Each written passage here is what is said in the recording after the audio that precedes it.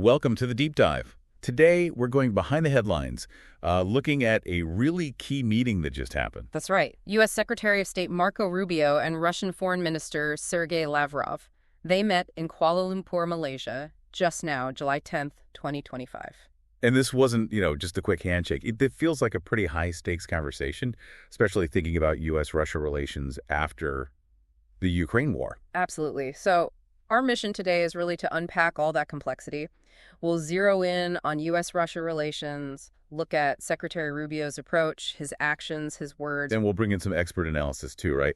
Looking at the strategic options on the table. Exactly. And the history, how we even got to this point. The aim is really to give you a clear, informed picture of what's going on. Okay, so to do that, we're using some solid sources. Yeah. We've looked at Marco Rubio's and Sergey Lavrov's Wikipedia profiles for background. And we've got a RAND Corporation report, Planning for the Aftermath, assessing options for U.S. strategy toward Russia after the Ukraine war. Really interesting stuff. Plus an IFRI paper, the Potomac Paper 22 on U.S.-Russian relations. Right. So, yeah, plenty to dig into. Let's start with Secretary Rubio himself, because his appointment, his background, it's pretty significant. Right. Nominated by President-elect Trump back in November 24, confirmed January 21st, 2025. And that vote. Yeah, 99 a brew in the Senate. That's quite something in today's climate, isn't it? Almost unheard of. It suggests, well, maybe a broad consensus about him for that specific role, even with his political history. For sure. And it's historic, too. First Latino Secretary of State, first Latino acting National Security Advisor, highest-ranking Hispanic American official ever in the U.S. And he's got that nickname, right? The Secretary of Everything. Mm-hmm. New York Times coined that. He's currently acting National Security Advisor and acting Archivist of the United States. That kind of dual role, well, Henry Kissinger was the last one to do that back in 73 to 75. Wow. It suggests a certain, maybe pragmatism, or at least a lot of trust from the administration. Yep. His career shows adaptability too, doesn't it? From Florida House Speaker up to the Senate. Definitely. And his positions have evolved. Take immigration. He came into the Senate with Tea Party support, then worked on the bipartisan Gang of Eight bill in 2013. Which actually cost him some of that Tea Party support, right? It did. And then later, he shifted towards, well, more hardline views, rejected later bipartisan efforts, defended the citizenship question on the census. We saw a similar kind of shift on climate change, too, didn't we? Yeah. Initially dismissed the scientific consensus, argued against policies based on economic impact. But by 2018, he acknowledged human contribution, even joined the Bipartisan Climate Solutions Caucus in 2020. So adapting, recalibrating, alongside some constants like opposing the Affordable Care Act and net neutrality, it paints a picture of someone who navigates the political landscape pretty actively. Which is probably essential for a Secretary of State. Okay, so let's pivot to his foreign policy views, because that's central today. Yeah. China seems like a major focus for him. Oh, absolutely. In his confirmation hearing, January 15th this year, he called China, and I'm quoting here, the most potent and dangerous near-peer adversary this nation has ever faced. Strong words. Very. Accused the CCP of having lied, cheated, hacked, and stolen their way to global superpower status at our expense. This isn't new either. He's consistently been hawkish on China. Sanctions over Xinjiang, criticizing Wall Street's role, calling the government evil, genocidal. And what about Russia? His stance there seems maybe a bit less overtly vocal compared to China, but still significant. It is. He voted for that big Sanctions Act back in 2017, the Countering America's Adversaries Through Sanctions Act. And remember, in 2016, he was initially wary of Rex Tillerson becoming Secretary of State because of Tillerson's Russia ties. Right, though he did end up voting to confirm him, cited national interest. So cautious but strategic engagement, perhaps. Seems like it. Now, the Middle East, he's taken a very clear line there, especially on Israel. Yeah, back in October 2023, he said Israel should completely eradicate Hamas in Gaza. Pretty unambiguous. Mm-hmm. And he's opposed a two-state solution, supported moves against Palestinian actions at the UN. On Syria, it's interesting he voted against strikes in 2013. But later, in December 2018, he was very concerned about Trump pulling troops out. Worried it would embolden ISIS, Assad, Iran, Russia.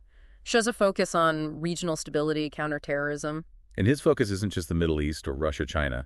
He seems to be looking quite broadly. Definitely. Day one as secretary, he met with the Quad countries, Australia, India, Japan, to talk Indo-Pacific security and countering China. And his first trip abroad wasn't to Europe or Asia, but Central America and the Caribbean. Panama, Guatemala. El Salvador. Right. focused on migration and also that interesting push from Trump about potentially reclaiming the Panama Canal. And then there was that statement about Greenland, January 30th, declaring it in the U.S. national interest to acquire it and not ruling out military coercion. That's bold. It certainly got attention. Shows a willingness to push boundaries, perhaps. And it's not just geopolitics, is it? He's involved in implementing domestic policy with international implications, too, like the passport gender marker issue. Right. Following that executive order, he instructed staff to freeze applications requesting the X marker. Caused a lot of confusion. It just highlights how broad his responsibilities are right now. Okay, so we have this picture of Rubio, pragmatic, adaptable, historically significant, with some very clear, sometimes evolving foreign policy stances, particularly hawkish on China, strategic on Russia, and managing a huge portfolio. Exactly. Now, how does this fit with the bigger strategic thinking about Russia, especially after Ukraine? Let's bring in that RAND report, Planning for the Aftermath. What's the main thrust of that report? Well, fundamentally, it argues that the U.S. needs a clear post-war strategy towards Russia now, because decisions made during the war and policies put in place afterwards will massively shape the long term. Planning is critical. Makes sense. What are their key observations? Okay, first, they warn that a longer, more violent war is bad for U.S. interests. Irreversibly bad, potentially. Negative economic impacts on the U.S., allies, Ukraine itself. So avoiding prolonged conflict is a major U.S. interest. Yes. Second, they say the U.S. can influence the timeline. There are policy options to, quote, encourage Russia and Ukraine to pursue a ceasefire sooner rather than later, potentially leaving Ukraine better able to deter future attacks. So U.S. actions matter in shaping the war's end. What else? This is a crucial one. Rand argues that a hardline post-war U.S. strategy in Europe could make conflict with Russia more, not less likely. More likely. How so? While NATO deterrence is strong, they suggest really hardline policies could increase the risk of conflict through other pathways, like the Kremlin misperceiving U.S. intentions. It's that classic security dilemma idea, potentially. Balancing deterrence with avoiding accidental escalation. That's tricky. Very. They also touch on Russia-China ties. They see them as possibly irreversible now, driven by a shared worry about U.S. power. So we can't really break that bond. Probably not fundamentally. But Rand suggests a less hardline U.S. approach might avoid creating additional incentives for them to cooperate even more closely. Don't make it worse, basically. Okay, so given these observations, what are the actual strategy options Rand lays out? They frame it as two broad approaches. First, the hardline approach. This is about achieving goals by, outmaneuvering, punishing, or weakening Russia. Think deterrence model, any concession is weakness. And what would that look like in practice? Well, on strategic stability, no appetite for arms control. Competitive nuclear development, more missile defense, maybe intermediate-range missiles back in Europe. Essentially, no more arms control with Russia becomes policy. A new arms race, potentially. Okay. And troop levels in Europe? Keep them high, maybe even increase forces in Eastern Europe. Reject talks on limiting deployments. What about Ukraine under this hardline approach? Lots of assistance focused on enabling offensive capabilities. Steps towards integrating Ukraine's military with NATO. Strong public backing for eventual membership. And for other neighbors like Georgia? Support Georgia's NATO path, boost security cooperation across the board, actively try to roll back Russian influence, and, economically, keep most of the wartime sanctions going. Right. That's the hardline picture. What's the alternative? The less hardline approach. This is about pursuing goals by sometimes addressing Russia's interests or concerns. Compromise, maybe unilateral gestures. It aligns more with the spiral model, where insecurity itself drives conflict. So what does that look like? Strategic stability. Willingness to talk arms control. Restraint on nuclear policy. Openness to maybe limiting missile defense, perhaps a cap on those intermediate-range missiles. Military presence in Europe under this model. Draw down forces from the wartime peak. No additional permanent forces to Eastern Europe. Willingness to discuss force-level limits. And Ukraine. How does security assistance differ? It's optimized for defensive posture. That's the porcupine strategy idea. Make Ukraine incredibly tough to invade, but not necessarily equipped for major offensives. Like making it too painful for an aggressor to even try. Exactly. And under this approach, no big push for NATO integration or membership. Openness to Ukraine being neutral. And for other non-NATO neighbors? No more steps towards Georgia joining NATO right now. maybe reduce security cooperation compared to the hardline option, Huh? less focus on actively undermining Russian influence, economically, a willingness to negotiate sanctions relief if conditions are met. Okay, those are two pretty distinct paths. How does the historical context, like from the IFR paper, fit into this? The IFR paper really emphasizes that after the Cold War, Russia felt excluded. It never became a full participant in the new European security setup, which Moscow increasingly saw as a victor's peace. Like they were left out of the club being built next door. Pretty much. And things like the 2008 NATO summit in Bucharest, where they agreed Georgia and Ukraine would eventually join, plus the EU's Eastern Partnership, just fueled that perception of the West encroaching. That history really shapes the current mindset, doesn't it? Hugely. IFRI also notes the confrontation is likely to stay localized. Russia can't really sustain a global rivalry, and sanctions, while costly for Russia, haven't really changed the Kremlin's calculus. They see them as aiming for regime change anyway. So what does IFRI recommend? A mix, really. Cold War-style containment plus engagement. Containment means frustrating Russia's destabilization efforts, showing force is unsustainable. Engagement means diplomacy, finding areas to cooperate, like maybe the Middle East or Asia-Pacific. And they also stress NATO needing to counter hybrid warfare, right? Yes. Enhancing capabilities against non-conventional threats.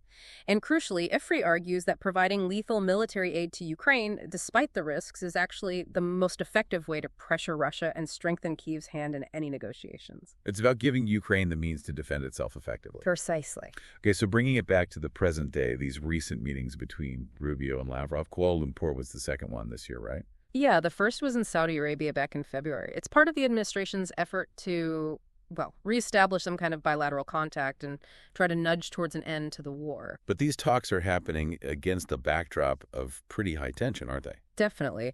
President Trump has been expressing frustration with Putin about the war dragging on. He approved more defensive weapons for Ukraine recently, criticized Putin's peace talk pretty directly, called it meaningless. And there was talk of even more sanctions. That bill with the 500% tariffs. Yeah, apparently under consideration. Russia's public response was basically, we're calm, we'll keep trying to fix the broken relationship.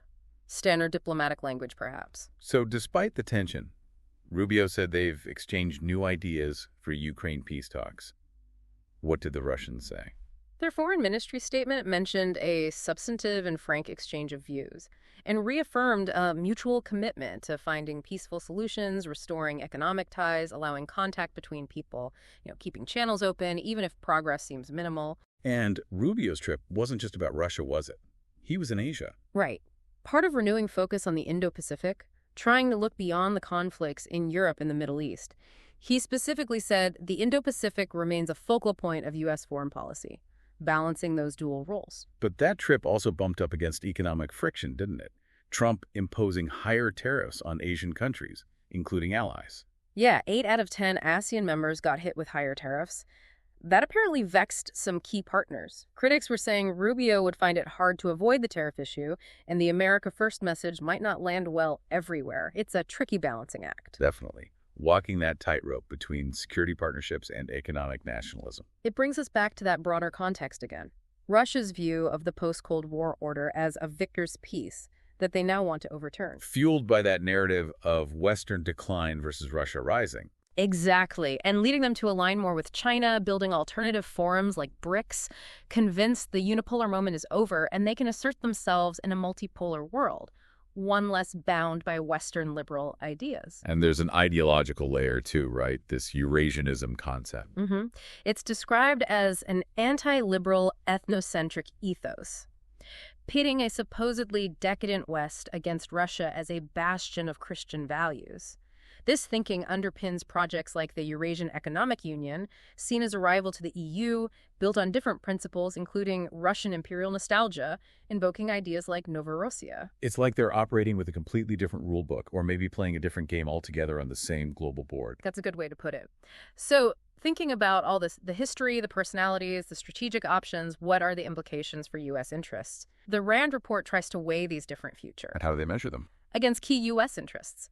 America's global power position, avoiding major war, economic strength, Ukraine's security, and stability in other former Soviet states. What about the economy? Does geopolitical friction hurt? RAND says yes. Economic fragmentation based on security, not efficiency. It reduces U.S. economic growth. Probably only modestly negative for the U.S. because our economy is diverse. But if rivals keep moving away from the dollar, it could weaken it slightly, raise borrowing costs. There's a tangible price. And the risk of actual conflict, strategic stability. The hardline approach, Rand warns, could decrease crisis stability. Putting intermediate-range missiles in Europe, for instance, could threaten Russia's command and control, maybe increasing pressure on them to preempt in a crisis. And that risk of NATO changing its stance on nuclear weapons or permanent troops in new member states? Yeah, repealing the 1996 3-no's, that would be a huge shift, potentially very destabilizing. But on conventional forces in Europe, Rand suggests maybe the U.S. could draw down. Potentially. Russia seems reluctant to attack NATO directly and appears weaker now. Plus, European allies are spending more on defense themselves. So maybe pre-war levels are feasible without huge risk. But actual arms control talks, tough given Russia's current mood. And what about Ukraine's security long-term? Porcupine versus offensive. Given how defense-dominant the war has been, Rand suggests the porcupine strategy focusing on making Ukraine defensively strong might actually leave it in a better position than aiming for offensive capability. And less likely to provoke future conflict. That's the argument. The risk of recurrence seems lowest if the U.S. isn't actively pushing NATO membership or giving purely offensive aid, because it makes Moscow's security concerns less pressing. So where does that leave us? The IFRI paper seemed to suggest the U.S. has little choice but to defend the current order. Yeah, their conclusion is that the Ukraine crisis stems from Russia's unresolved position after 1991. Backing down now would set a terrible example, especially with eyes on China. So, defend the status quo, contain Russia, but also try to find a modus vivendi, a practical way to coexist, manage economic interests without constant security threats. It's about long-term management. So to kind of wrap this up, we're seeing the U.S., under Secretary Rubio's leadership, navigating this incredibly tangled relationship with Russia. It's shaped by history, by clashing worldviews, by very different ideas about global order. And understanding all these layers, the people involved, their histories, the strategic frameworks, the historical context, really helps you make sense of the headlines, doesn't it? It's more than just events. It's about the deep forces shaping our world. So here's something to think about as you go. In a world full of conflict and shifting power, what does peace even mean when nations have such fundamentally different ideas about how the world should work and what their own interests are? Yeah, can shared challenges like the economy or global threats ever really overcome these deep geopolitical rivalries? Or will everything always be seen through that lens of competition, that zero-sum game?